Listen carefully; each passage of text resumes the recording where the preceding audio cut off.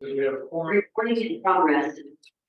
We have a quorum present, so, and I believe, Commissioner Herring, you have the, motion to go to closed session. I do. I know Aaron move the commission, we convene to close session pursuant to the exemption found in section 2.2-3711A1 Code of Minutes to discuss matters of employee performance, executive director. Second. Yes, second. Yeah. All right, the motion was made by Supervisor Herring, seconded by Supervisor O'Brien. Can we call the roll? We call the roll. We can call the roll for the closed session as well, since we technically are in the meeting. The whole roll. The whole roll. Thank you.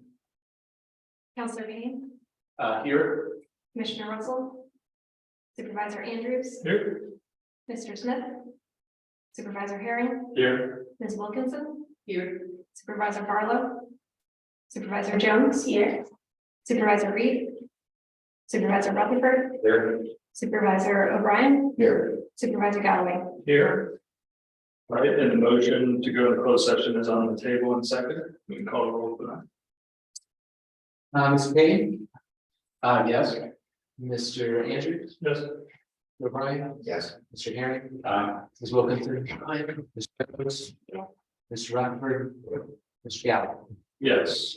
And Commissioner Russell, we're voting to go into closed session. Would you like for this law vote? Yes. All right, you're in closed session. I know Aaron move the commission into closed session.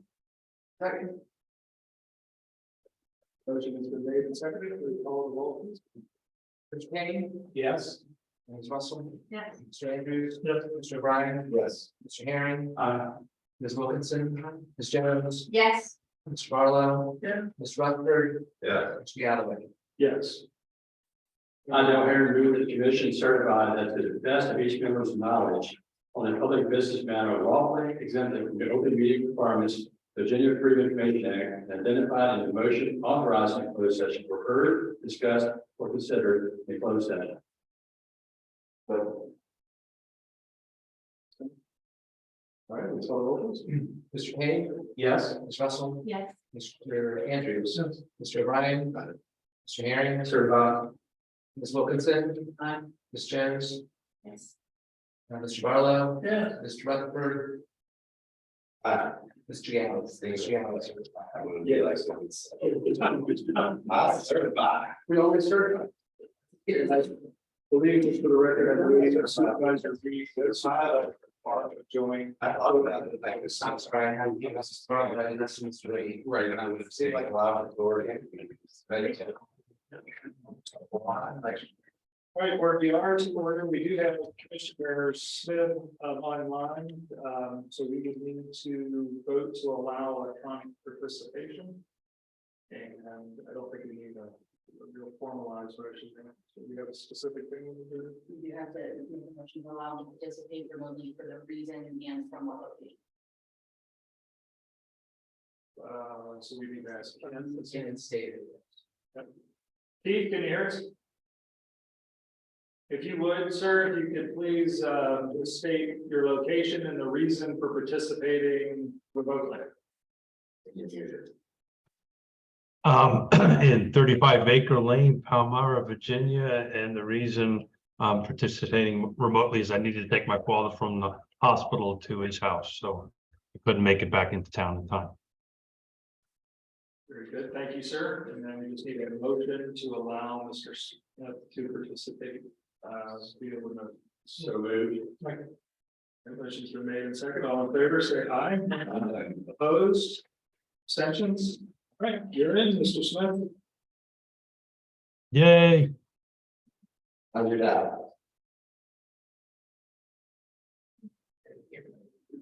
Or can you, well, we can, if we whisper, you might not be able to hear us if you say this. We asked how your dad was, Keith. Sorry, guys, it's hard to hear with all the conversation. Thank you very much. He had a shoulder replacement done, and they were supposed to release him at 11, and that didn't happen until 4. So there you go. All right. But thank you for asking. Number 2 on the agenda, matters from the public. Is anyone here who wishes to give public comments? I do not see anyone else online, so we will close matters from the public. Any comments provided via email, online? Nope. And that will take us to C, presentation, the draft 2023-27 home CDBG 5-year consolidated plan and annual action plan. And Lori with us this evening. Hello. Hey, evening, commissioners.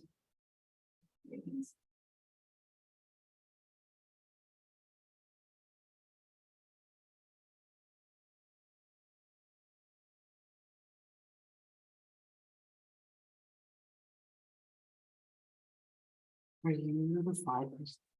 I'm like, I don't think I could advance from here. Okay. Hi, everyone. I'm Lori Jean Talloon. I am the Regional Housing and Community Development Grants Manager here at TJPDC. Started in November, so I've seen a few of you around. It's good to see you again. Starting in late November, early December, I was working on this 5-year consolidated plan in partnership with the City of Charlottesville, who is the lead entity of the home consortium. The goal of this is to make a 5-year plan for these 2 large portions of funding that come through HUD to us. CDBG just goes straight to Charlottesville, and then we here at the TJPDC are taking care of administering the home funds. So those are funds that are given to us as a region to address housing issues, affordable housing, especially for people with AMIs under 80% of AMI, incomes under 80% of AMI. So let's look at the next slide. So this is the funding for this coming year. Program year 2023 starts July 1st. The total is $785,000, and then that is split up into this portion. If you can't see, 10% of that comes to TJPDC for administration, so $78,000 for 1 year. 15% is set aside for CHODO, which just means a nonprofit, a community organization that represents low-income households and serves them and provides housing. And so that's $117,000 for the year. And then that rotates by locality. And then the rest is split up by the 6 localities. So that's $98,000 per locality for the year. And how this connects, just so you know, we also have home ARP funds, the American Rescue Plan, which is also, we can use those funds like home funds. We were given $2.5 million basically from now through 2030. And that was also split into administrative and then split evenly among the 6 jurisdictions. So it's $347,000 to each locality. Greene and Albemarle are focused on supportive services for that. And then Louisa, Fluvanna, Nelson, and Charlottesville are all developing rental units using that funding. And then HPG is through USDA. It's another grant that we have that's federal. And then that's mostly rural homeowner rehabs that we can do. We can do $5,000 per project for that. So it's small, but then it's supplemented by the different nonprofits funding. So all of that together is kind of the federal funding that we have right now for housing. So the consolidated plan HUD kind of sees this as a chance for us to check in with our community and see, are the needs the same as 5 years ago? How have they changed, and how should we be using this funding based on those needs? So to do that, we consulted with all of these folks and a few that didn't quite get on there that were towards the end. But we met for 60 to 90 minutes with representatives from each of these organizations over the course of the winter and really tried to hear, what are you seeing? How are you seeing families impacted? What do you think the needs are? What are the priorities? It was really, really helpful conversation. So all of that went into our consolidated plan. We also put out a community survey, and almost 500 people completed it from all of TJPD, the region. And that gave us a lot of information that was incorporated. And then of course we pulled from available data elsewhere as well to try to understand what the situation is and make sure we're making decisions that line up with that. Let's see. So these are the most common housing problems. I don't think it's going to be a surprise to anyone here, but We did find that cost burden is a huge issue in our region, especially for renters, but not only for renters. 23% of homeowners are paying more than 30% of their income on housing and housing related costs. And 50% of renters in our MSA, which doesn't include Louisa, but it's probably pretty similar in Louisa. 50% of renters are paying more than 30% of their income. So that's a lot. And HUD sees that as a major issue, right? That people are facing that and they have to figure out how to spend the rest of their money to survive. You're going to hear me say a lot about rentals. It just came up in every single one of those conversations that I just referenced. In the survey, it was the top concern of residents, and the data that we could find showed it as well, just that there's a lack of rentals and particularly affordable rentals. And then substandard housing, this is why we do so many rehabs, but also finding that when folks can find a rental unit, especially if it's affordable, it's generally not in great condition, and that can be really tough for living in as well. And then accessibility features for the elderly, for people with disabilities are rare. And often you're on a fixed income in a situation like that, and you have to pay to install a ramp or handles in the shower and then pay to get them uninstalled when you move out if you're a renter, which is really tough if you are literally taking in $800 a month, paying, $400 to $500 for a room in a house. Then you have to scramble to get that kind of money. So lots of challenges that people are facing there. Okay. So we looked at populations disproportionately affected. This is something that HUD really wants us to look at. So definitely extremely and very low income people below 50% of AMI, of course, are seriously affected by the lack of affordable housing. When we talked with the folks in workforce development, one of the biggest things that they said was they can do lots of outreach and find people who are making 30%, 20% of AMI.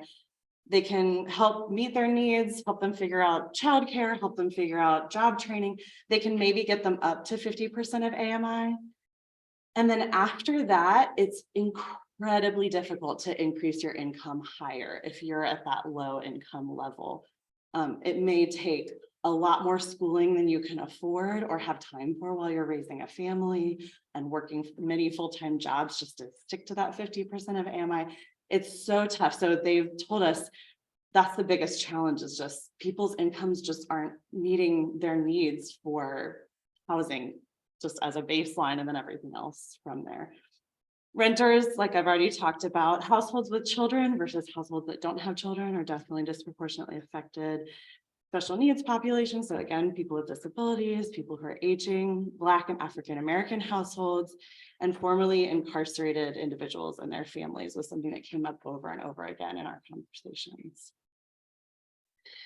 Okay, so market context, again, not surprising to anyone. So our population is growing faster than our housing supply. And then sometimes when new units are being built, they're just completely out of reach for a lot of the people who already live here. So they're getting kind of swiped away. Household size has decreased. So we're seeing more and more 1 or 2 person households. So smaller units can be a possibility. And we have really low vacancy rates. So 5.8% is the national vacancy rate of rentals. And in the Charlottesville MSA, it's 3.4%, which is a lot lower. So that again reflects what we're seeing with rentals. Yeah, so this is 2021 census data. We were 3.4% vacancy rate and nationally 5.8%. Yeah. Less than the normal transition of I'm moving out in 60 days and it's already rented the next day. Yeah. So this is just a list. You guys got kind of a summary of all of our consultations and survey data in your packet. So you can look at more details. So I just put a list here of the things that were prioritized. So affordable rental housing, again, continually at the top, jobs not paying wages that can afford your rent or your mortgage payments. And then mental health and transportation, even though they're low on this list, it's kind of not in order. They were high after housing in the survey. And so while TJPDC isn't responsible for CDBG, Charlottesville's entitlement funds, that's something that they're considering as they're thinking about how they use those funds. And that's part of this. Oh, sorry, this is here again. I was reusing this. So this is the CHOTA rotation. You'll see that Fluvanna isn't on there, but that's because they're getting it this year and then they'll get it the year after this 5-year plan. So it is just that even 6-year cycle. So you can see who is getting that big chunk of funding in additional to their regular amount on those years. So Charlottesville, for instance, they just completed their RFP. They're going to be giving both their CHOTA and their regular home funds to PHA to develop homes that low-income home buyers can purchase. So this is the past 5 years with home funds. We rehabilitated 84 homes, provided 25 households with down payment support, and developed 14 new rental and home buyer unit homes, which was a little bit lower than projected, but it's because of COVID. It's still very high when you think about everything that was happening in those past 5 years. So these are the goals of the next 5 years. I hope it's visible. So goal number 1, expand the affordable housing stock. So everybody, all of the different nonprofits that are working on this were in agreement that yes, rental units, they agreed with all of the findings. So 37 rental units produced, and keep in mind that's like home funds are going to be a portion of each unit. They pull together funds from all different places, and home is just one of those streams. 10 home buyer homes produced, and then goal number 2 is to preserve the existing supply. So if houses are getting super defunct while we're building new ones, we're just evening things out. We're not really keeping up with things. So 116 homeowner units rehabilitated is the goal. And these are from all of the participating nonprofits came up with these numbers.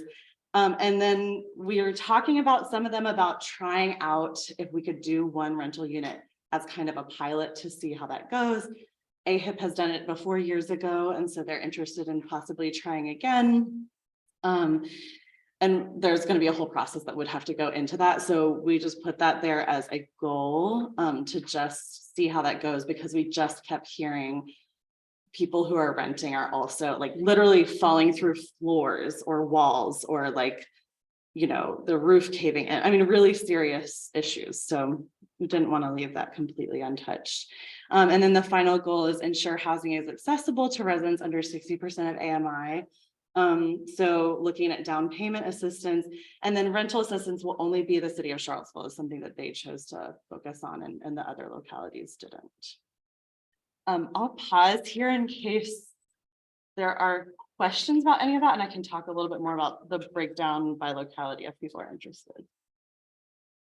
Questions here? I have a question about sort of the results, right? And that last slide. So is that those metrics, is that also with the, for example, nonprofits percentage match, or bringing other things to the table, or is it just with those that one? So and maybe actually, are you talking about this one? So that is yeah. So it's interesting how home is for us here, because match is kind of already taken care of, because Habitat kind of provides it for everyone. So they're not really including match in this plan. This is really just, we're going to use home funds to contribute to this many units. We expect to complete this many units and have home dollars assisted. Does that answer your question? So it's not it's not $785,000 times however many years getting all of those things. It's the whole picture. It's a whole picture. Yes, exactly. Any units that have this money associated. Got it. Yeah, because that would be amazing to do. Right. Yeah, no, exactly. That's why. Yeah, exactly. Yeah, so they're pulling together a lot of additional funds. So this is just kind of the breakdown of the. Oh, sorry. Oh, I was just saying you offered the breakdown of locality. Yeah, totally. I have it here. It's kind of a lot, actually. I could probably email it to you, Okay. so you could look at it. Was there anything in Greene? So Greene is looking at, well, Greene is looking at mostly trying to produce rental units. They're looking at trying to skyline cap. They're looking at trying to purchase, like, they're looking for townhomes or duplexes that they can either, they may need to be renovated or not, but either way, then they can make them affordable rentals. That's the biggest goal that they have so far. Mhm. Yeah, each nonprofit is really amazingly familiar with their own region, and that's been super helpful, especially since I started in November. So I'm learning a lot. So yeah, this is just a breakdown by funding. It's just an estimate, but it's kind of looking at how much money will go where. So a lot of it, of course, is going to producing homes. Just again, as an estimate. I apologize if that's a little hard to see. So the bottom one is rental units produced. The second up is home buyer homes. And then the middle one is units rehabilitated. And then the top two are rental assistance and down payment assistance. And then the last slide is just about our timeline. We're kind of in the middle of it right now. So assuming that this is approved tonight, we'll take your resolution and we'll be submitting it to HUD in the next 2 business days, hopefully. It's due on the 15th, so we just want to get it in early. So we're not messing with online systems. Any other questions to address? Great, thank you all so much.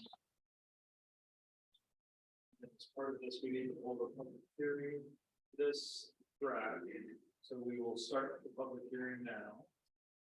Is there any additional presentation information that we need to have? Yep. And I do not see any public folks in the room for public hearing. I do not see anyone online, so we will close the public hearing.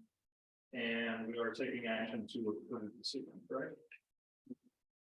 No? I heard her say it was approved. Oh, the resolution. Yeah, it'll come during the resolution section, you can follow your resolution, but it doesn't. So there's a big back page. Very good, thank you. We'll move to number 3, presentations. Looks like we have a staff introduction to make this evening. It's my pleasure. I'm pleased to introduce you guys Laura Greene. She is our new director of finance. She has extensive experience with managing accounting, HR, information technology for both public and private organizations. Most recently, she was sole proprietor of a consulting, accounting consulting and business management firm with clients. And prior to that, well, one of the things that we really liked about, especially our interview with her, was her commitment to wanting to work in public service and to do something that was working on issues that were really good for the community. And so besides her resume that qualified her, we knew that the fit was there. So we're very pleased to welcome her.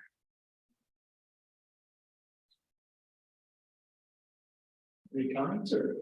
Nice to meet you. Quiet for a second. Glad to have you here. The next item, letter B, legislative report. Fine. Yeah, just a few things I wanted to pass along to you this evening. First, as you know, there's no budget still from the state, and I'm not looking for there to be one any amendments to the current planning budget until after the June primaries. So it's again going down into the wire at the end of the fiscal year, last week in June probably. At this point, there are some discussions going on, primarily just between the chairs and co-chairs of the online committees. And when it is the point where I think we got some broad agreement, I think we're bringing in the rest of the companies and the General Assembly. Again, in part of June, so they don't have to do a budget because of the 2-year budgeting process. There is a budget in place. But I do feel like that they will do one. They just got to bridge that gap between the House and Senate versions, which is really related to how much revenue they're going to have with the House.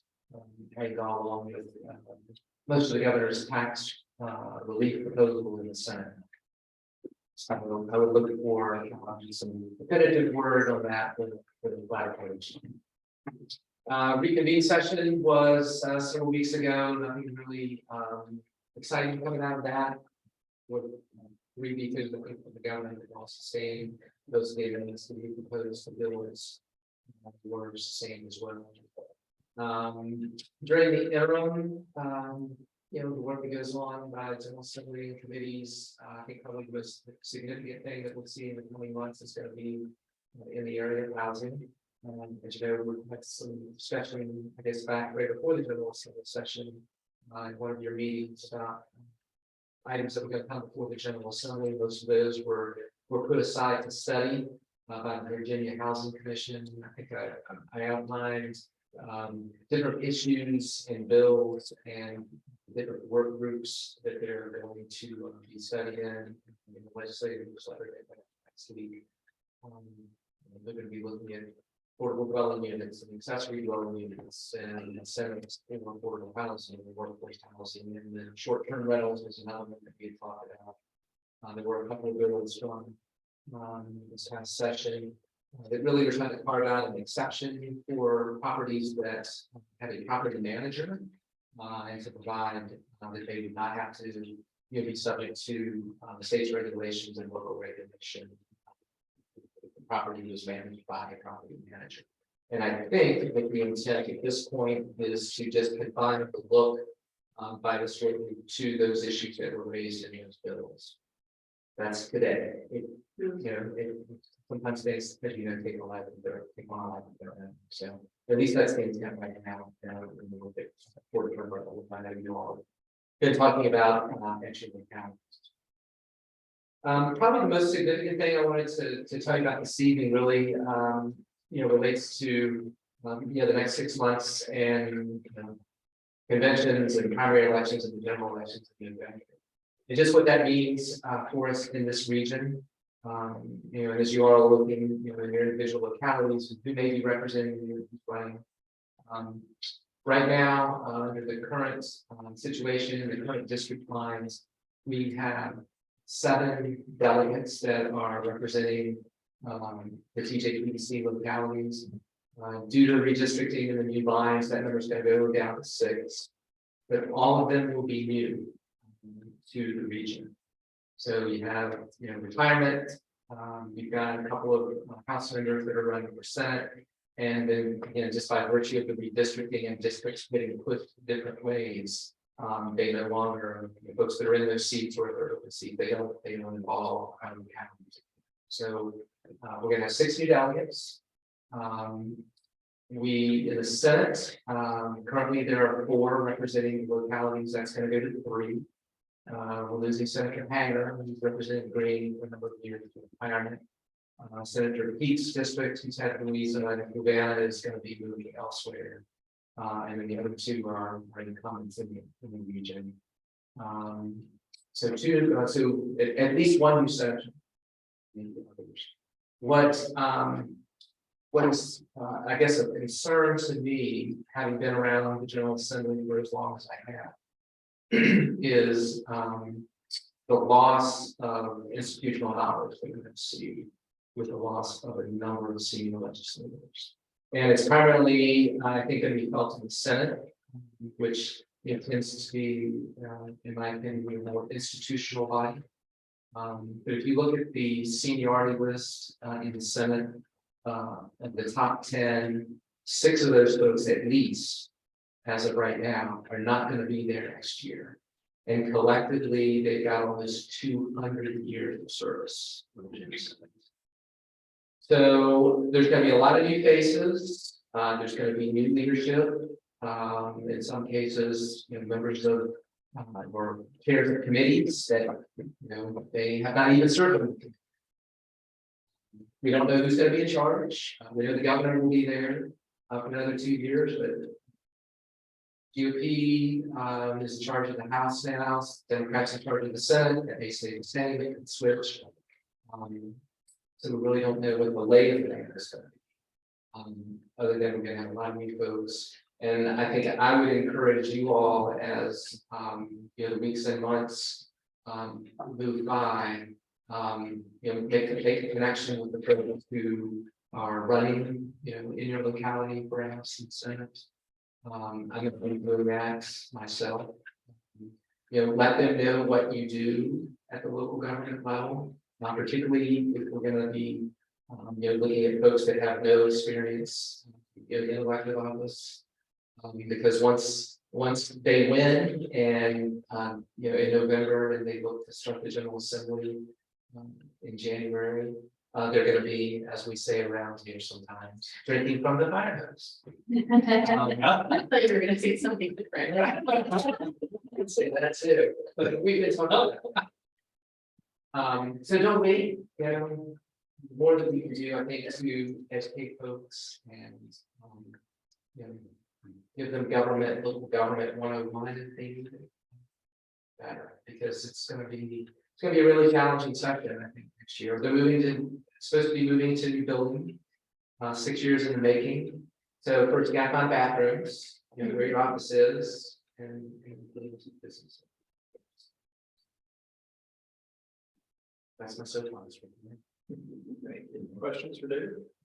Well, there's one specific question on the budget. I've heard talk that the sales tax referendum legislation for funding school construction may have some chance of rising from the dead as part of budget negotiations. Is that a real thing? Are you aware of any movement on it, or? I'm not aware of any movement, but it was part of the Senate budget, so where they basically put the language from the legislative bills and popped it in the budget. So they're being in the Senate budget, but not the House budget. It becomes part of the negotiation.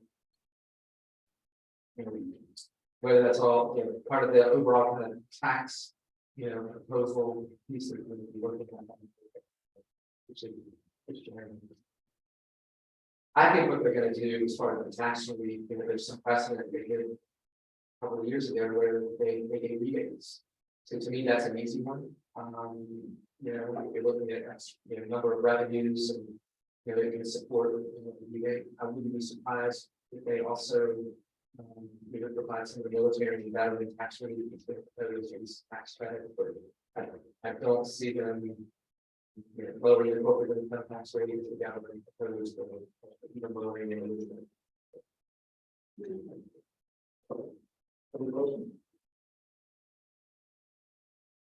Thank you. We'll take us to number 4, the consent agenda, which includes the minutes of April 6, 2023, the closed session certification calendar from April 6, and the February financial reports. Any items or Just a couple of quick comments in the financials. As you saw in the financial dashboard, we have 9.68 months of operating expenses. The goal is to have 5, anything above 5 months. The board set aside for capital reserve accounts. The capital reserve is at 409,000. Unrestricted cash, I wanted to make sure I noted, it appears as though unrestricted cash seems to have a significant increase, up to 13.44 months. But that's not actual body revenues were booked in February. The associated expenses are booked in March. And so you'll see that come back down next month. Also, I started to pull out in the financial dashboard the body funding, so it doesn't skew the whole graph. And so for the month of March, we had 1.93 million in pass through in just the 1 month for body. And then our February net gain was 5,679. That brings our total net gain to date for the fiscal year to 88,000. But I want you guys to keep in mind that that will then be less the bonuses that are given at the end of the fiscal year, less of the work that Hanson and Weevil is doing to clear out legacy receivables and some of the tidying up of the books. And so we might see some of that net gain come down closer to what was budgeted for it to be. Happy to take questions on what we have. And then finally, the approved revenue report showed that with all of the grant programs and revenue sources, it's demonstrating we have ample resources to be able to cover our operating expenses for the end of this. questions? Is there a motion to approve the consent agenda? Second. All in favor, say aye. Aye. Opposed? Abstentions? All right, very good. The consent agenda is approved. We go to number 5. We got some new business items. A, the TJPDC Officer of State notice, and our nominating committee was Supervisors Rutherford, Herring, and O'Brien, correct? Brian has to be himself. Gotcha. So I will hand it over to you. Yeah, that's a better voice. The nominating committee has selected the following nominations. Ned Galloway again as chair. Amir Brian as vice chair, Keith Smith as president. All right. So that would be, that's the current. Got it? All right, and what do we, that gets voted, does that get voted? Yeah, right. So any questions about the slate? Or the committee? All right, we will move to, thank you for handling that. We'll go to the next item, annual appointments to the TJPDC Corporation, and Ruth. This item. In your packet, there's a list of the board roster from fiscal year 23, which is the current fiscal year. We are recommending having you reappoint to the same slate of individuals from the commission to the board of the TJPDC Corporation. If there is anyone who needs to roll off the board in the year, you can make an appointment at that time. The chair and vice chair will be elected by the corporation at their June. All right. Any questions or comments here? So with that, staff recommends motion to reappoint the 6 existing members of the TJPDC Corporation, each being a representative from one of the 6 member jurisdictions. Moved as presented. Second. All right, all in favor, say aye. Aye. Opposed? Abstentions? Approved.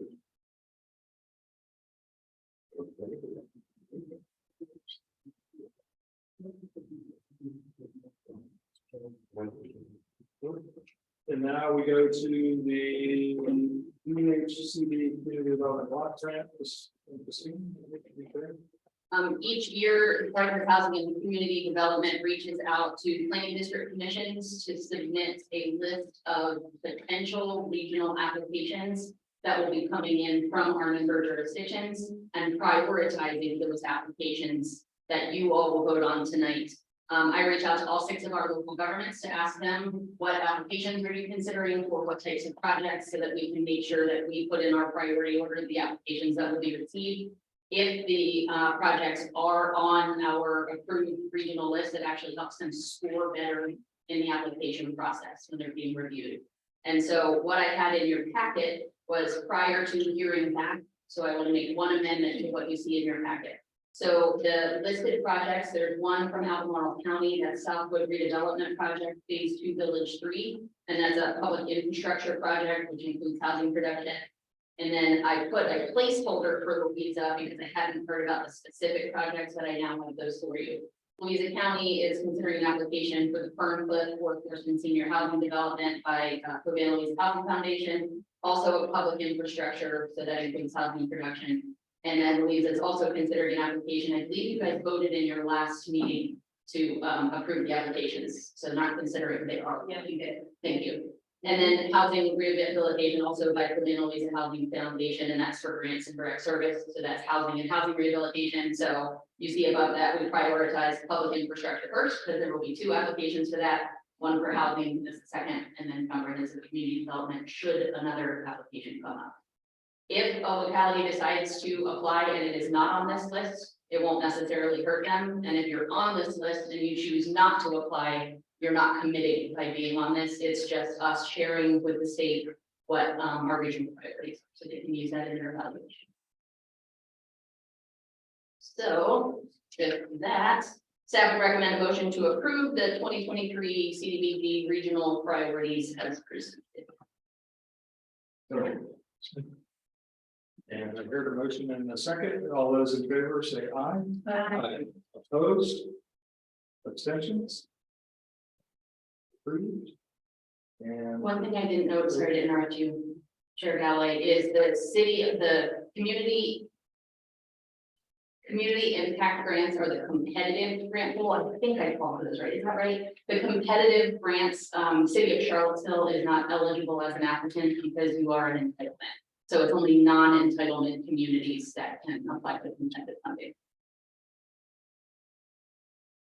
Very good. The next item D, Federal Highways Administration contract, safe streets and roads for all. Same. Yes, thank you, Chair Galloway. We included in your packet a copy of a draft grant agreement. This is basically the contract that we would sign to authorize the release of funds from FHWA and agreeing to all the terms. The grant agreement lays out the period of performance, the budget period. The difference between those is that the period of performance is how long you have to actually submit all of your invoicing and reimbursement requests, whereas the budget period is how long you have to actually work on the project where expenses can be reimbursed. So it also outlines a number of other different contractual agreements that we're making as far as terms, what we're going to spend our money on. There was a little bit of a revision in the budget. The overall amount is the same, but VDOT did express interest in participating in the study, and the specific departments within VDOT that would be participating need to be able to build to a program. So we are able to reallocate some of the staff commitment from the TJPDC through other programming, so we can ensure that we are coordinating closely with VDOT for their participation in this project. Otherwise, that is already reflected in the budget table that is shown in section 3.2 of the grant agreement. Otherwise, the only revision that is reflected in the final agreement terms that were reviewed by FHWA is that the period of performance is going to be adjusted from where you see it on page 1, number 6. We will need to reduce the time frame for the period of performance to September 30th, 2025 from the original date of March 31st, 2026. We are comfortable with that. We are hoping that we are going to complete the work probably mid-summer of 2025. So we are comfortable with that, but that is a change from the contract that you see before you tonight. So a little bit later in the meeting, we have a resolution for you all to review that will authorize Christine as the executive director to sign the grant agreement and supply any additional information upon request in order to execute the contract. Just please note, as part of the approval of that resolution, you'll be approving the grant agreement with that revised date of September 30th, 2025 for the end of the period for performance. Any questions here? Still to see this continuing to move. There'll be a resolution in the resolution section authorizing the executive director to execute the contract and all things necessary. Right, the next item, fiscal year 23 amended operating budget. Statements. FY23 budget was approved in your March 2nd, 2023 meeting. Since then, we learned that the body passed through projections were going to be significantly lower for FY23. We needed to roll them into FY24 and 25. And so we're bringing back to you, it necessitated an amendment so that our variance was not very large at the end of this fiscal year. So the pass-through amount expected for FY23 is 18 million. It was previously 35 million. So we're going to split the difference and put them each in FY24 and FY25. There were a couple of other minor tweaks in there. As you all know, we advertised the finance position as either part-time or full-time. We filled it at 25 hours a week, so I amended the budget to account for the actual for this salary, and then revising some contract amounts that have changed from March till now, all small amounts. So for the FY23 budget, as it is presented before you right now, it shows revenues of 24,343,001, with expenses of 24,305,974, anticipated net gain of 37,027. But Chair Galloway, I believe we also need to incorporate what you all determined in closed session in order to have that approved within the FY24 budget. So I would need to amend this to include the one-time bonus. Yes.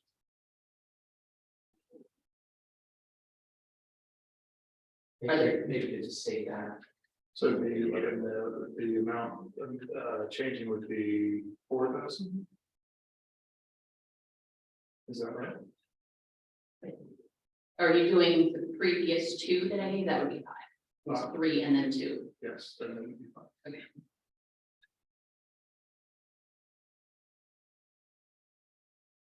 Any questions on the FY23 budget? Great, that'll come up in the resolution section. While other items will come up, I'll go add language for that. Then And I'm just assuming that takes the net gain down by that. it will. Generally, for a bonus, if we budget in a bonus at the beginning of a fiscal year, we can actually accrue that bonus by getting our staff billable rates higher. We accrue that money, and then at the end of the fiscal year, we don't have to pay that money out of cash. We've already collected it from our grantors. When a bonus is not budgeted in, it then takes down the net gain because we haven't already accrued that. So for the end of FY23, this current fiscal year, all of the bonuses we began to accrue in March when we realized we were going to have enough net gain. So we will have accrued some of that, but there will also be a drop in cash to make up the difference. For FY24, learning about this, I went ahead and budgeted in those bonuses so we can begin to accrue them starting July 1, and there will not be a drop from the end of the fiscal year. That helps us. Something new.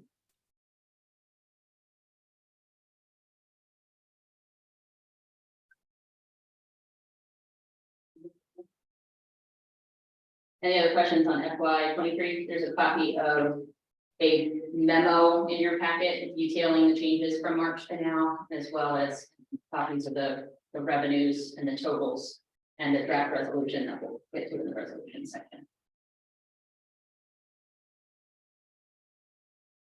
Move to the next fiscal year. Fiscal year 24 operating budget.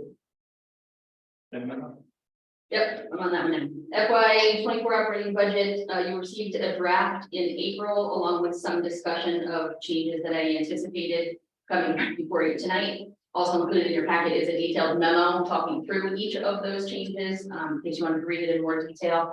High level that between April's meeting and what you see before you today, it incorporates that body rollover amount. So there's an additional pass-through amounts for the Virginia Telecommunication Initiative. There is also staff increases of 7% for all full-time staff members. There are salary adjustments made because of the finance director. Originally, we budgeted for full-time conservatively, and I was able to pull that down a little bit. And then in the draft 6-year improvement plan of the Commonwealth Transportation Board, currently they are recommending funding for the strategic plan for rideshare. Originally, that was a 50-50 state local requirement. We were going to cover that local requirement with existing per capita funding. We recently got a phone call that from the ERPT that they had some unallocated federal funding they would like to offer to cover a part of our local match. So they actually, of the 35,000 local match, offered us 32,200. So I changed that in the budget to add a federal line item and take out the local match for that. And then also in the draft SIP, the 6-year improvement plan for the Commonwealth Transportation Board, and that's not full. They recommended funding to start our regional mobility management program that we presented to you. They did recommend it at 10,000 less than we applied for, which is still a significant amount of funding that they were covering. There was only a 4% local match required. So to make up for that $10,000 gap, we are going to pull some of the per capita that we were going to use for the rideshare strategic plan and put it into mobility. So that is another change from April until now. With that, the FY24 operating budget includes revenues of just under 55 million, expenses of just under 55 million matching with an anticipated need to transfer 9,075 from the reserve in order to balance the budget. And then there will be a resolution that has all of that voted. If you guys have questions, I'm happy to answer them on FY24. questions?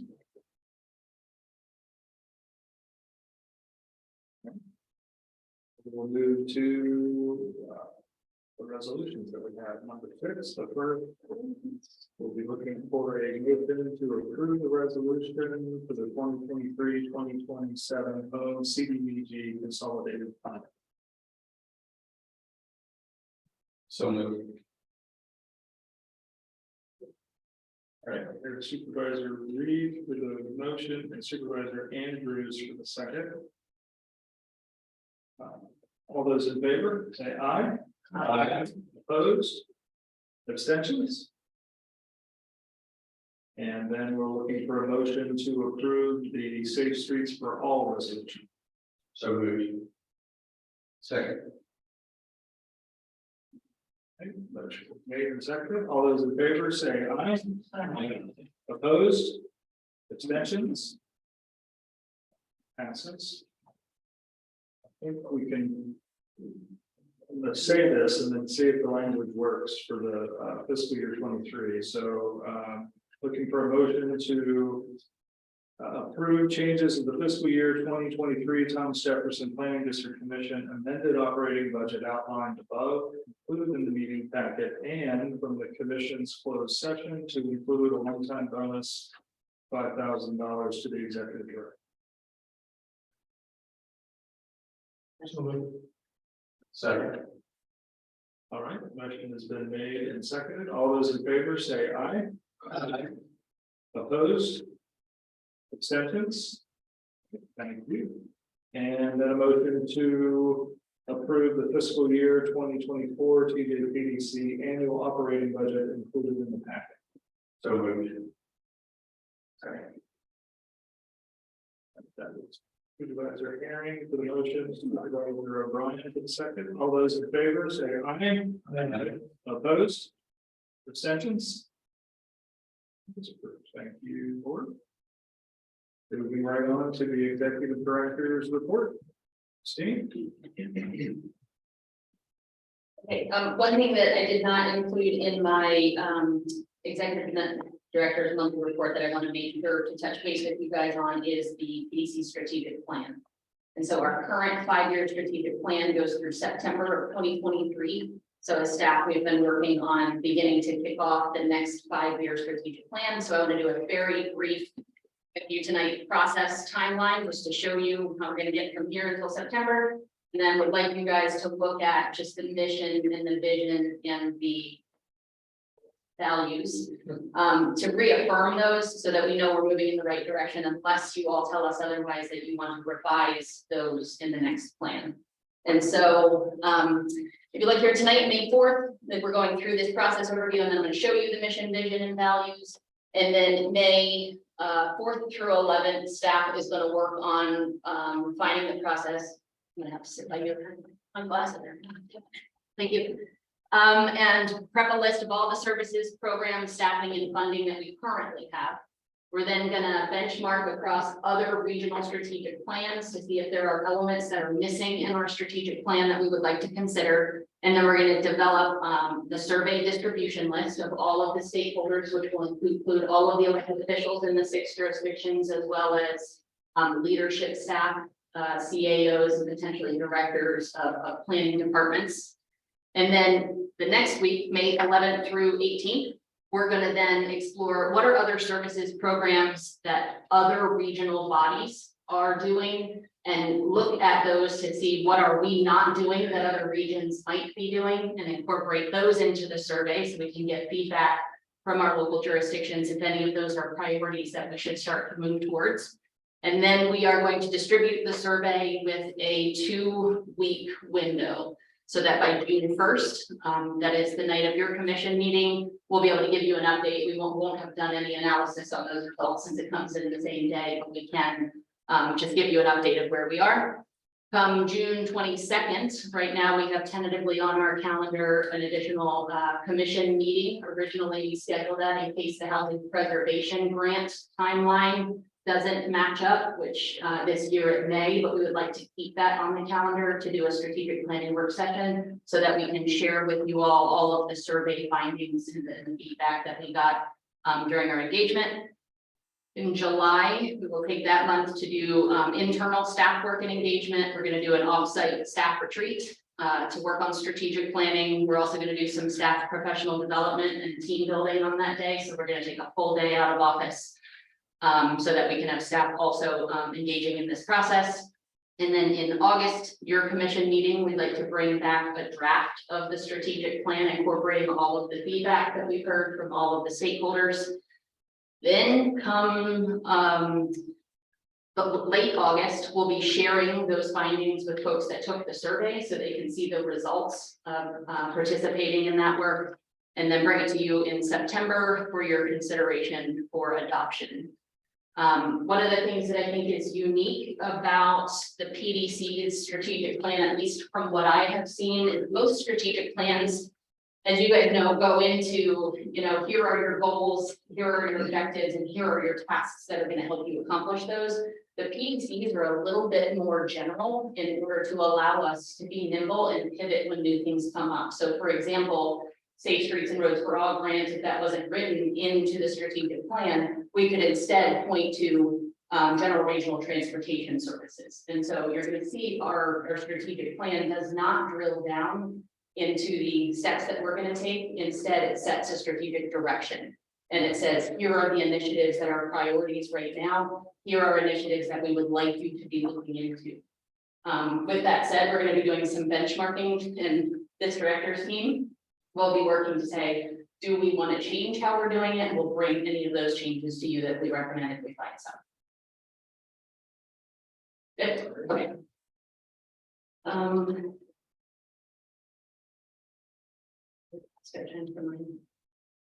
Yeah.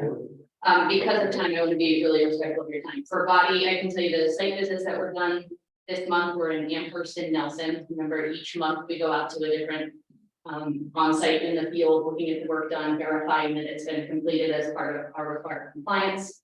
I'm not going to read most of these to you. I will skip all the way down to transportation and say mobility management, knowing that that is recommended for funding. We're going ahead and having an RFP out so that we can find a consultant, not a consultant, I'm sorry, a partner to help us staff the call center. You guys remember Lucinda talked about having a one call, one click center to support seniors and folks with disabilities with mobility. And we already have that request proposal out. Also skipping down to Safe Streets for All that Sandy briefed you on related to the contract. We're also developing a request for proposals now so that we can begin to procure the consultant. So once we have all of the grant contract completed and we're ready to draw down funds, we have somebody ready to go. Originally, this was going to be a full 2 years. We have been given a recommendation by our grant officer that we may want to consider compressing that down to potentially 15 months, which will be fast for all 6 jurisdictions. But then that would give our local governments 2 different shots at applying for implementation funding. So rather than completing this in September through December, we're going to try to complete it prior to June so that it can set you all up for implementation applications if you so choose at the end of that. And then I think the rest of those I'm just going to leave in the packet. You guys can read it in detail.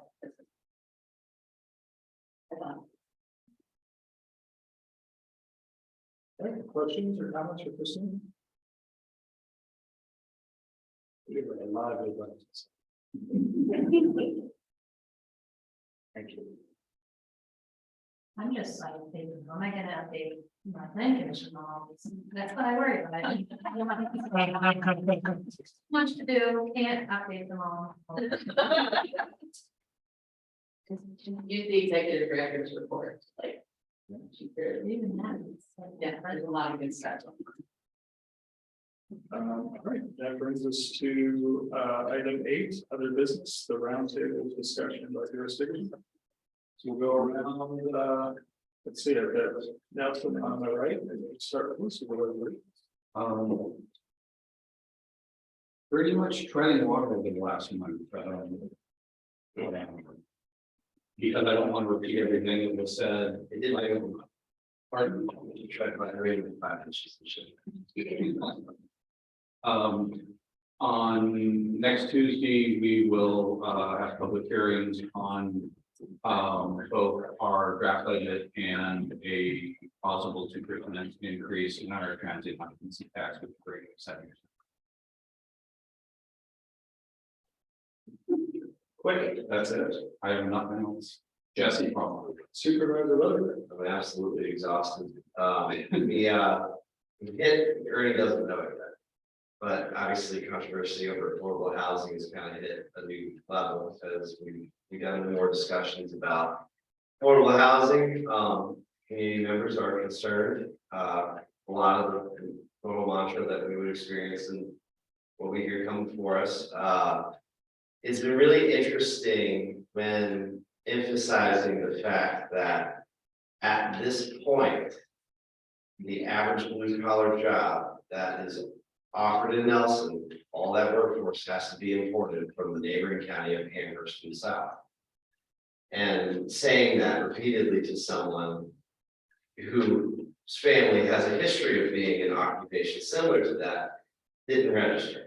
And I then had to point at specific family members that had suffered through something similar where they had to actually export themselves to an entirely different county to work a Nelson County job that their family had been working for 100 years, going on multiple generations, but no longer could live in Nelson County work as a occupation. So it's interesting. I think it's going to be how the county is going to approach housing is still going to be a delicate thing. And there's some education that still needs to happen. I don't know what the right recipe is. I often reference what we had with our conference. I wish these people were there, right? And how do we create messaging that is personal enough and real enough to them to where it's more of a gut thing. The mantra of those people, we don't want them, blah, blah, blah. They've gone on to reference very specific communities that are especially lower income and them expressing their disdain for it, which is just so sad. And I was recently approached with the comment, we definitely don't want any of that housing near our school systems. And it's just like, I said to one person, I said, don't you know that these are the kids that struggle the most to get to school? I don't care. And you're just like, so it was very real. I've come to the realization that though I recognize sometimes I'm in a bubble, I know I'm not because this is something we all deal with every day. But it is getting to a real, tires hitting the ground. And it's going to be really, really interesting and difficult and fielding lots of questions as we address more affordable housing. It's going to be hard. Fortunately, we have great leadership on this and a lot of initiative behind this. And we're not the only one. We're not the only ones. I recognize that.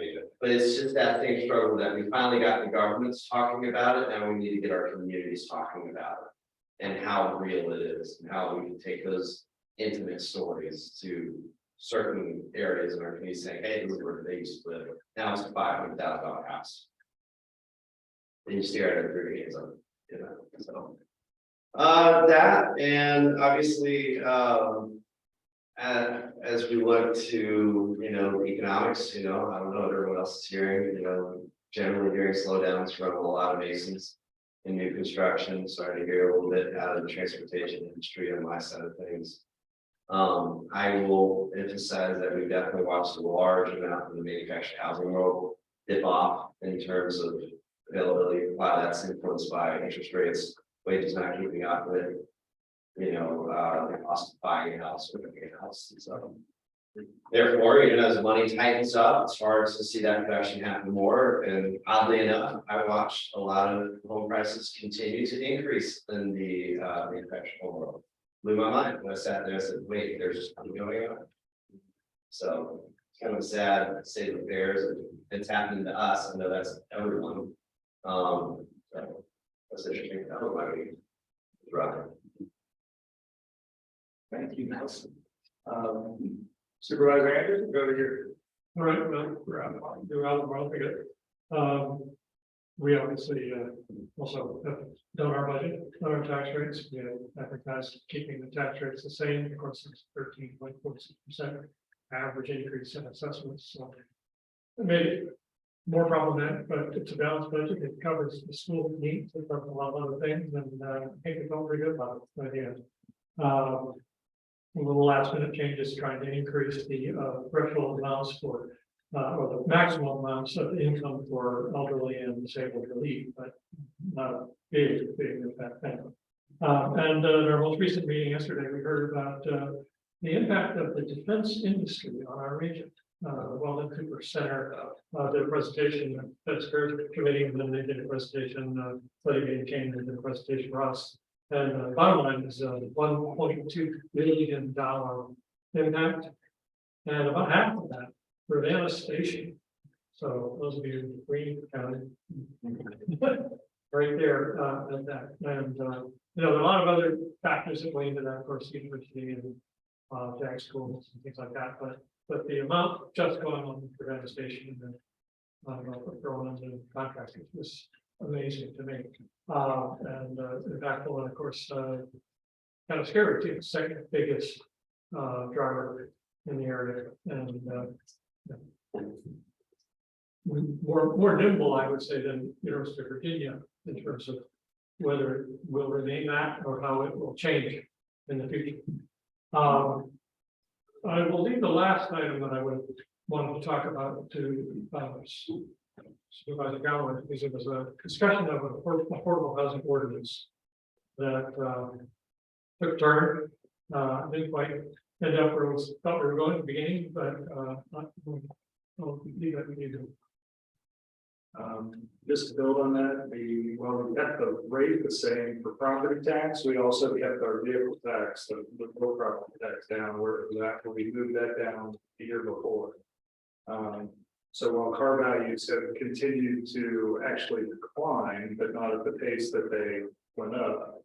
But to equalize that, getting the same revenue that we collected last year, we would have had to have increased that tax rate, but we decided to just leave that where it's at. Until the values come down.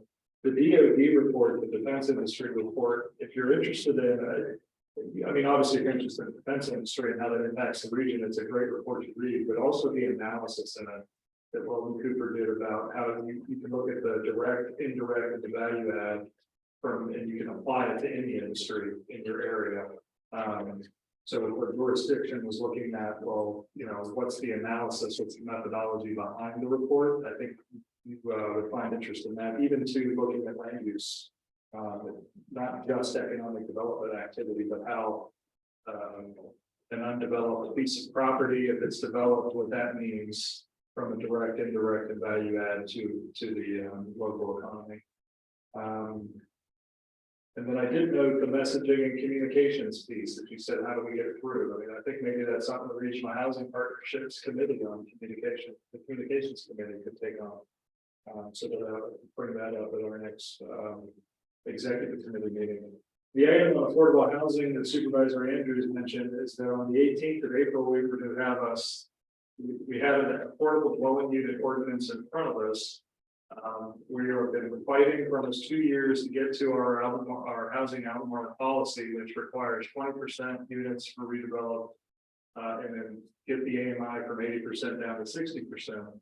And it's been on hold because we don't have, everybody's in agreement that there need to be developer incentives to help them get to those marks, get to those performance points.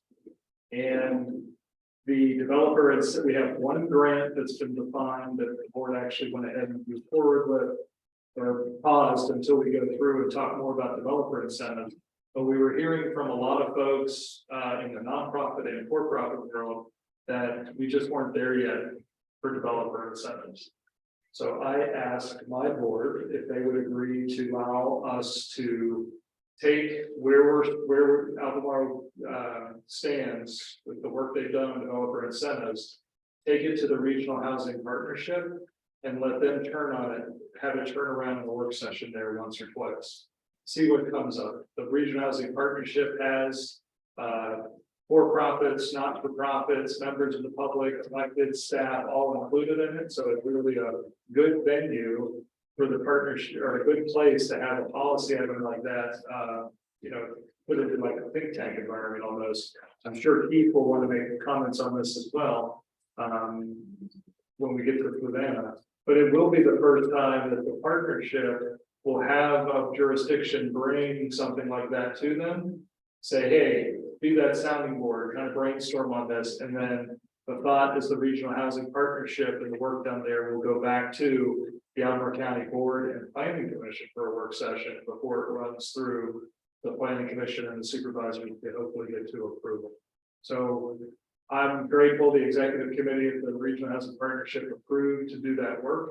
And we're in development. Keith would be point on it just because I'm as a representative of Albemarle. Keith is the current vice chair.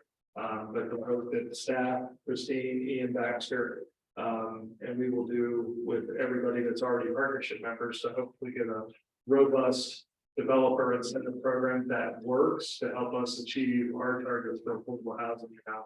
So I'm excited for that, and hopefully it can be a blueprint for the rest of the jurisdictions to look at it. Go, okay, here's how we could take something to the partnership for them to chew on. It's certainly been part of our presentations that we've made to different boards. This is how it could work, and it's not that the partnership would go back out and go, here's what you should do, or making policy decisions or even recommendations. But it's just providing information so that then the jurisdiction can decide, okay, now what do we do with this information? So I'll leave it at that. We'll move to Charlottesville. Russell? Yeah, planning commission has been working on the zoning ordinance, which we're going to present to council for approval. I should say we've been working in sections with council. I think that the plan is to try to present a draft ordinance by, seems like the end of the summer for adoption. I think we're really struggling with, not maybe in addition to the conversation around affordability, it's like, will a sort of market-led bonus for affordability program actually result in affordability? And I think there's some really important conversations around that we need to have. Right, we're proposing upzoning, increasing density in the hopes of increasing affordability. But I'm not sure we're there yet in terms of our plan. We know that new development cannot build without subsidy, cannot build affordably without subsidy. So I'm always, my background in conservation, interested in rehabilitation, preserving existing housing stock. And I want to talk to my planning commission and councilors about, some way we can consider that more. Councilor Payne? Yeah, I mean, we're always busy in Charlottesville. We passed our annual budget. Some of the major investments were investment in modernizing and fully renovating Beaufort Middle School. We recently funded the Housing Authority acquiring the Dogwood Housing Portfolio, which is a portfolio of 74 housing units that they'll be able to both preserve as affordable, pair with vouchers to bring down to 0 to 30% AMI, and long-term redevelop those sites to build more housing units there.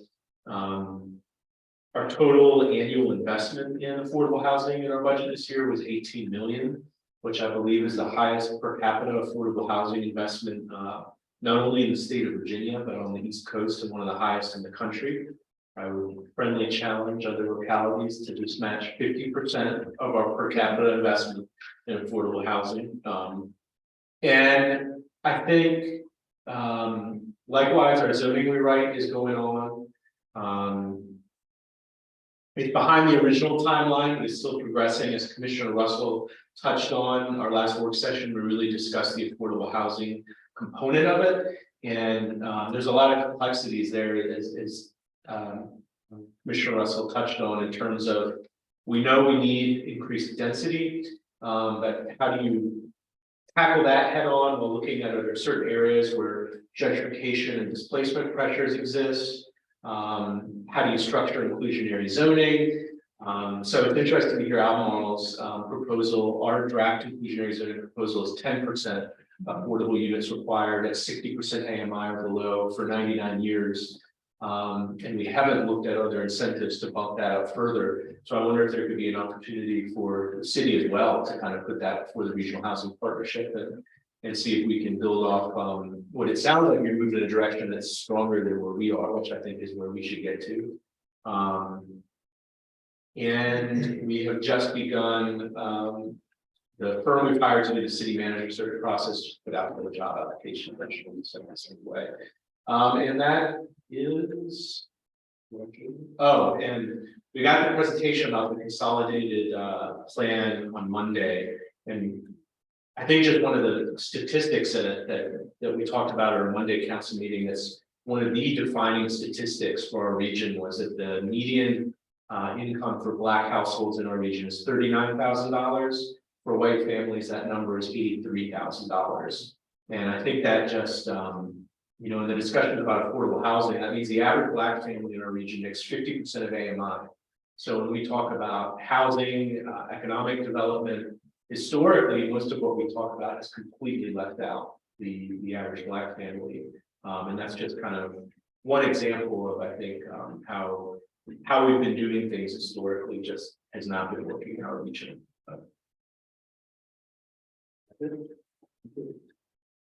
Supervisor Carlo, is it coming? I guess the most exciting thing we got going on right now is the Republican primary. Oh, yeah. That's Saturday, isn't it? Yes. I'll be glad when that one's Are you over. going to? Yeah. That's.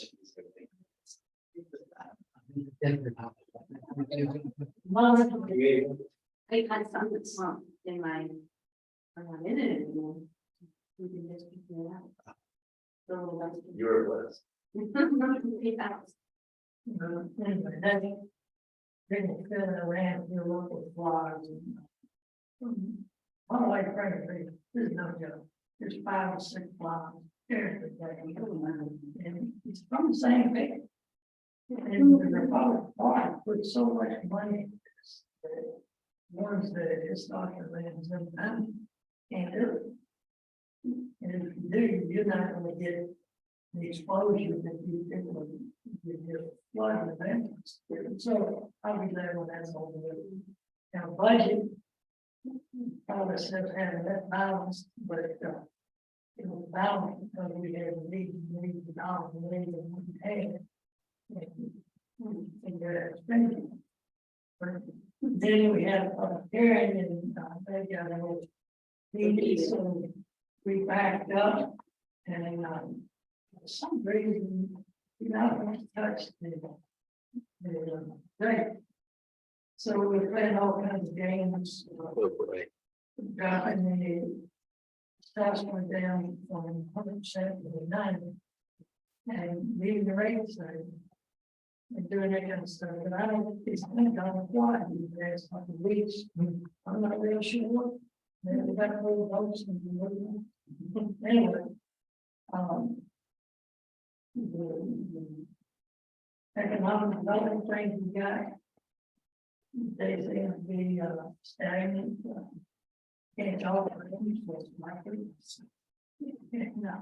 But anything exciting going on? Right there.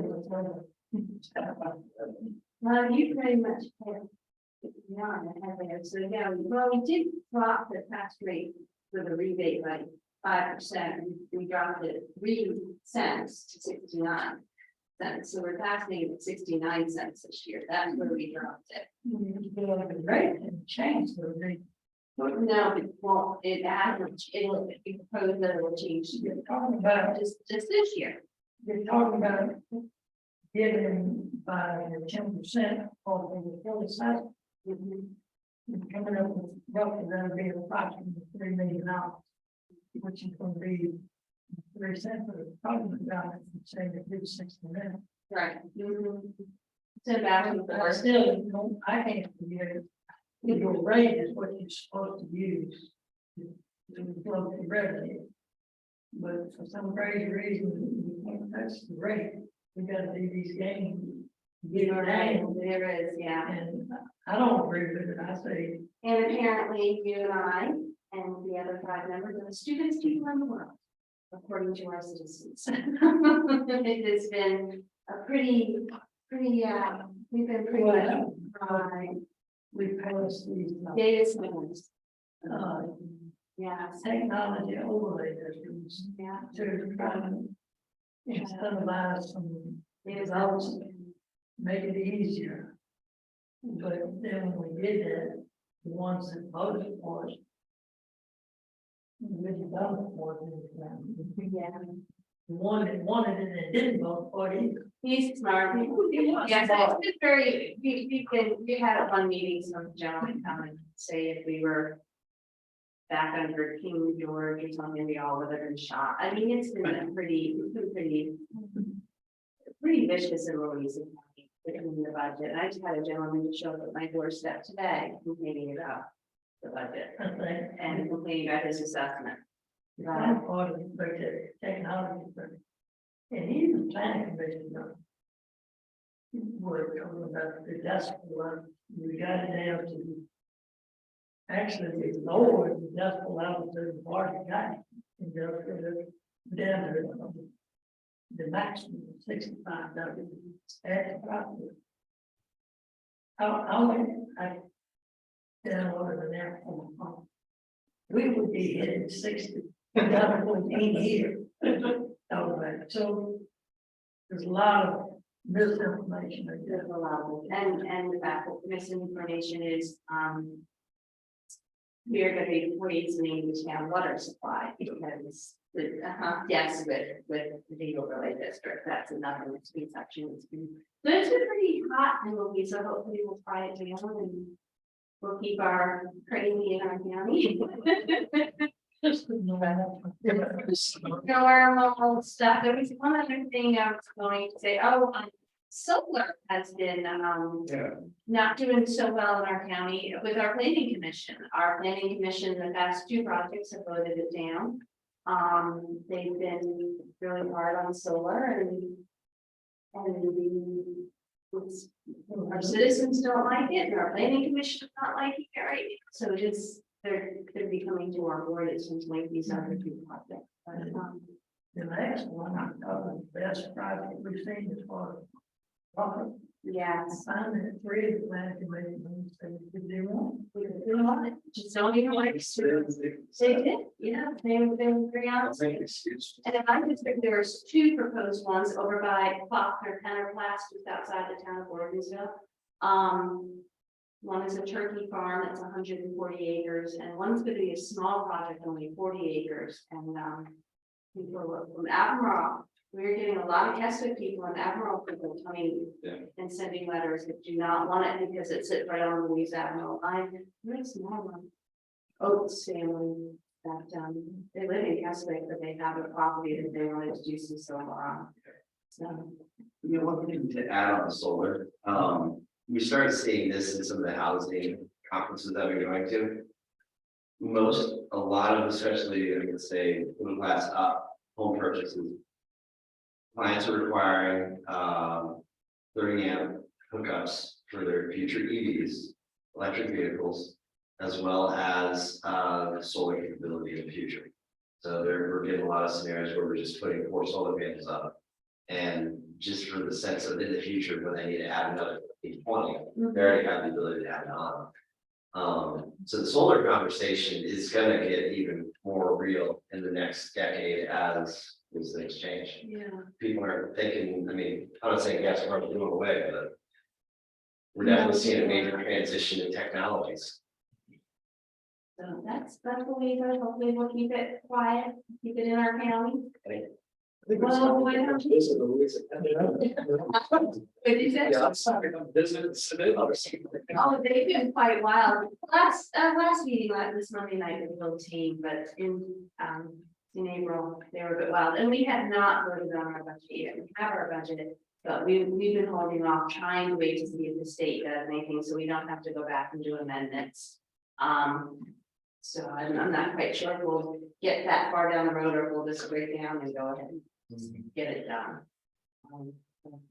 They do have- The planning commission members, their job is not to say, notice on. Figure out. Figure it out. It fits into the parameters. Yeah. And make a recommendation. Make her flat out. And make a Like, recommendation. And they should be on the planning commission. it's so hard, it's like. It's not their job. No, it That's a doesn't. job, elected representative. We had a chance to try and figure this out. Yeah. We'll go to Fluvanna County Supervisor Martin. Yeah, we did our budget, our equalized rate would have been 77 cents, I think we were coming down. 89 cents, we 84 cents. That was giving $2.2 million to the school, which was a pretty big ask. And that was driven in large part by the compensation study that was done. That showed that the schools were not, and the school staffs were not being paid at a competitive rate for the county. So that's a big boost. Sure, you guys will all appreciate it now. The other thing, yeah, that's why they're exploring that. So that one happened, but it was a good thing, and the school board did a good job in really promoting and advocating and continuing to come to the board meetings, explain why they thought this was important. So it was a big boost about 10 years ago. You really had almost a $6 million cut to the schools, a reverse action from that standpoint. So, so it's nice to have the budget over. Unlike Louisa County, because the water cleaner in Fluvanna than you guys do over there, so that's crazy. We really just haven't really come out and talk about, you know, And you raised yours, we lowered the tax rate. lower the tax rate. Lowered the tax rate, Okay. but still was a tax increase. Right, of course, that's, yeah, We didn't play flat games. out, you didn't play the. We didn't play games. And the budget also included funding for a fire chief. And for taking over EMS services in the county. So that was a pretty big thing for us to do. Well, happy with this budget. But again, the problem is private contractors are really struggling to find EMS services. They also we did that. Yeah, so it's we were able to put it off for a period of time, but our private contractors. So they're finding it.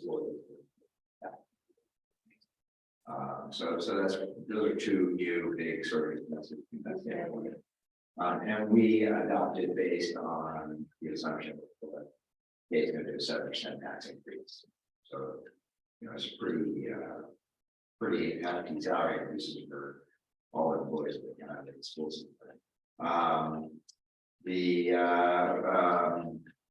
county attorney, Fred Payne, who's been with the county almost 26 years, I think, just retired. So we are in the process of doing a search.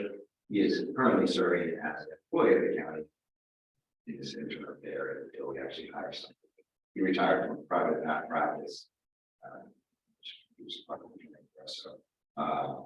So we've got a couple of interviews coming up. We've had some interviews, and we feel pretty excited about the prospects of bringing in in-house counsel to the county. And feel like that's the right place for us to be. Economic development continues to have some interesting opportunities. Can't talk about them, but that's okay. But at least, you know, planning commission is going to get the Wawa, you know, application, so that's now out in the public. Yeah, that's been out. I know it's been out. I haven't been out, but I'm just saying how it's like. So that's going to go to planning commissions. We do have conversations around solar as well too. We're seeing some of the same things you guys are talking about. The resistance to solar, how we can act there, what we do, buffer zones, all those kind of things from that standpoint.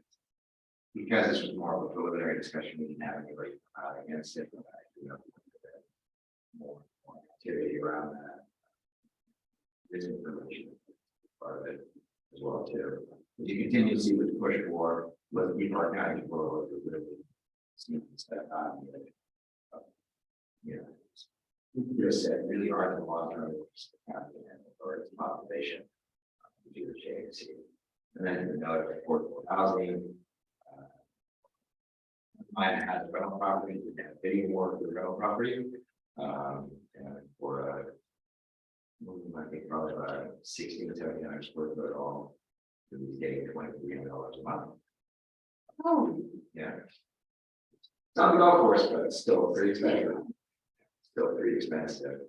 And I have a property and I had a tenant, not a tenant, I had an applicant who had got a credit record and paid cash out for the entire year. We sold the property, so. So that gives you a sense as to how kind of crazy it is right now. And that was also in the plus 2000. So there's just a lot of problems coming up. With the whole project.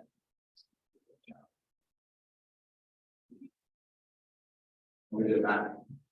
Mr. Smith? Thank you, Mr. Chairman. First and foremost, thank you for allowing me to do this remotely today. It was greatly appreciated. Hearing all this housing affordability conversation, it's interesting to actually listen to the meeting when you're not there. It's a unique experience on it. Look back to the incentive, Albemarle County incentive. At the end of the day, this is what I think the Regional Housing Partnership was built to do. It's going to be a heavy lift, particularly for staff. But I would encourage Michael or anybody, it will be open for public once we get the who, what, when, and where set up. So please come. And I think one of the ideas is to use this for other jurisdictions if they need it. Staying on the housing conversation, a little bit on some of the earlier presentations.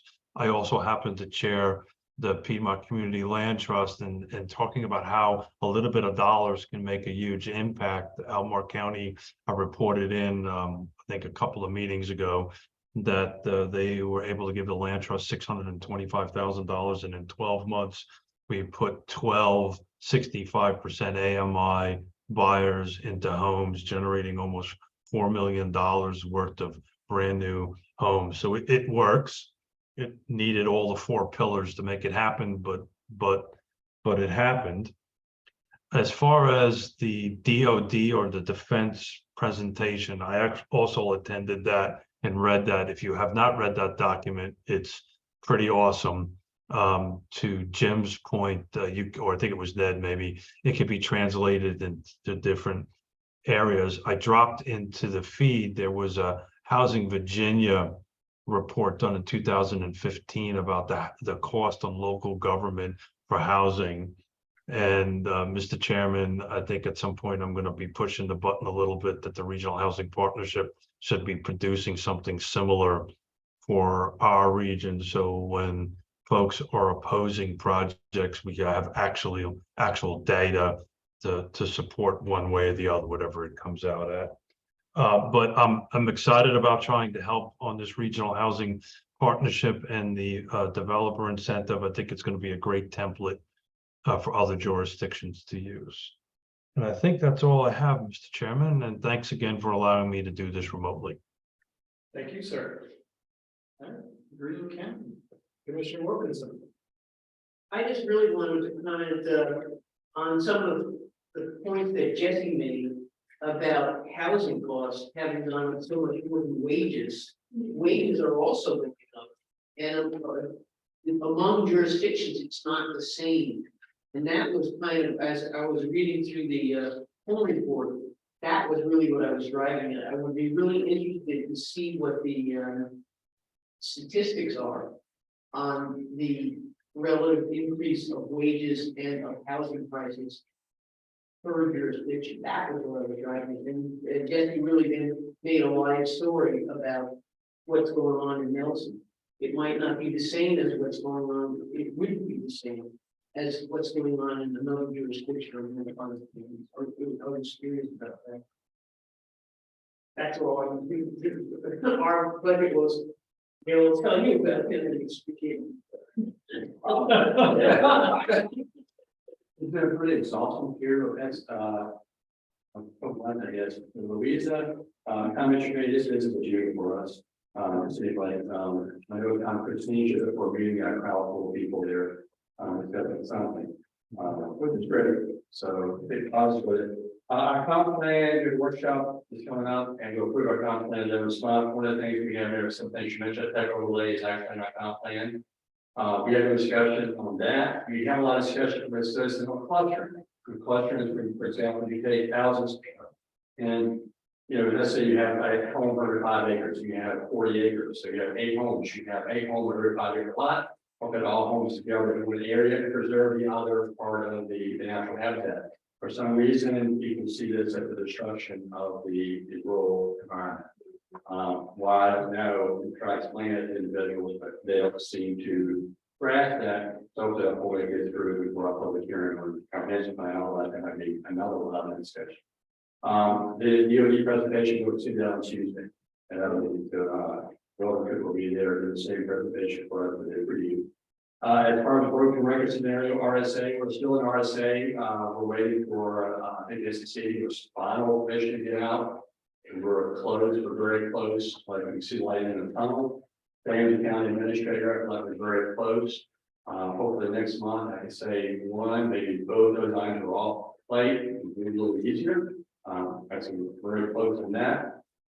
We did approve a tower emergency services, and that was a pretty lively discussion as well. As everybody knows, people like that towers in their backyard. But for EMS, we approved it.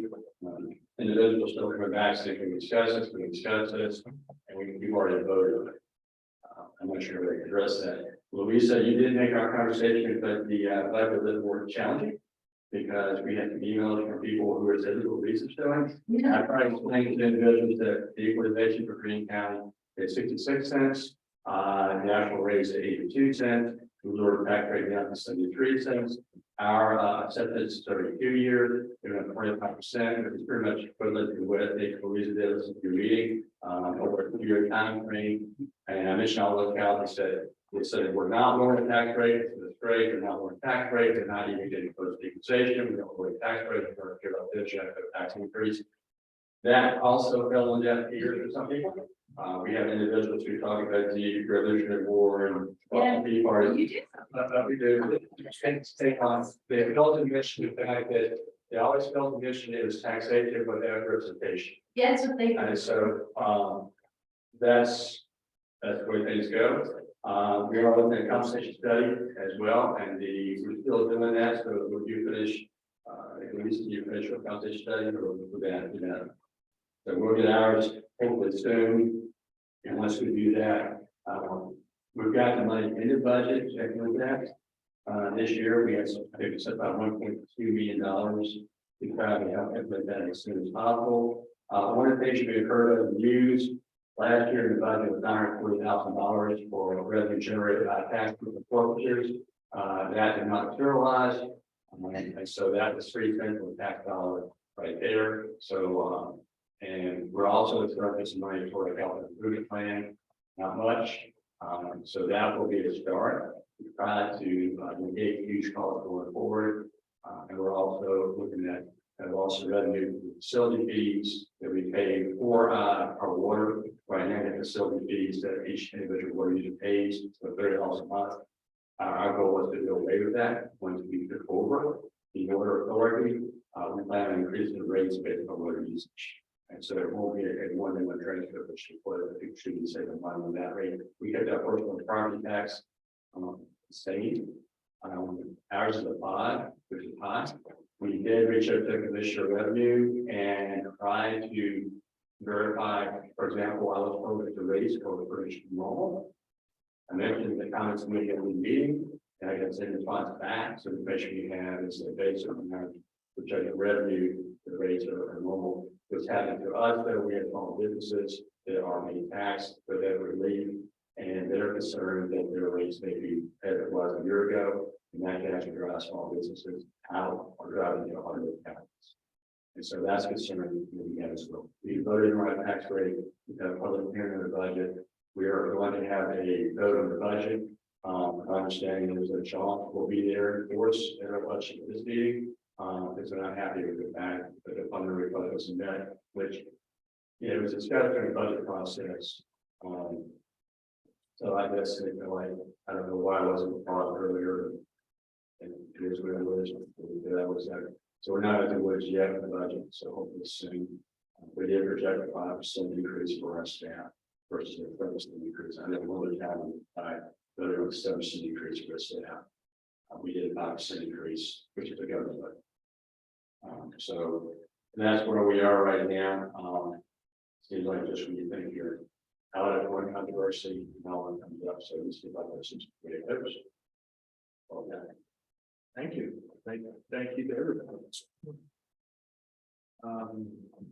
Well, our next meeting is June 1st, 2023. That'll be the election of the officers and the housing preservation grant pre-application approval and intergovernmental review approval resolution. Any other things you want to call? Would you guys be interested in me sending you that DOD report that everybody's been referring to? In the public? Yeah. You could also grab that link that Keith shared in the chat, send that out as well. And then I also wrote down, I'll include in the same email, the home data that Lori Jean had broken out by jurisdiction. And we'll follow up to see if we can, see wage versus. So we'll dig into that a little bit. I would just call out again the economic outlook report that we received in the fall. Because I still ponder that it said when we came out of the Great Recession, the Charlottesville Albemarle, I forget the name that they call the region, it's not just Charlottesville Albemarle, it's a more regional kind of piece. Up until then, the local area, and I think this is true for the Stanton Waynesboro area, that average wages were above average state and federal wages. But when we came out of the recession, we dipped below the state and the feds back then. This is like 2012 area. Now we continue to grow, and everybody else kind of did the same thing. But that flipped from being above the state and feds to below. Like I'm still trying to understand what exactly that means in an area where now we see what's happening with property values. That they went from maybe being, I guess they'd still be chasing that, but it's the gap got even further. And I don't fully comprehend exactly why that occurred back then, but it's in that economic report that we did this fall that Virginia Tech was the consultant on. So when you call that out, and you think I need to revisit that report myself, because that wage piece is definitely part of what we're all struggling. Yeah. I I had one comment about today's meeting, June 1. There's a court meeting somebody mentioned. I think Ruth mentioned is To be scheduled for June. the nonprofit court or nonprofit. What time? That's what I want to know. It's usually prior to the regular. We haven't determined that. We're gonna send out a poll to make sure we Okay. can get a quorum present, but we'll follow up with that. Very well, thank you. Any other comments or items? All right, then I will entertain a motion to adjourn. Okay. All right, made and seconded, all in favor, say aye. Aye. Any opposition? Thank you, everyone. Thank you. Have a good evening. Thanks, guys. What was it?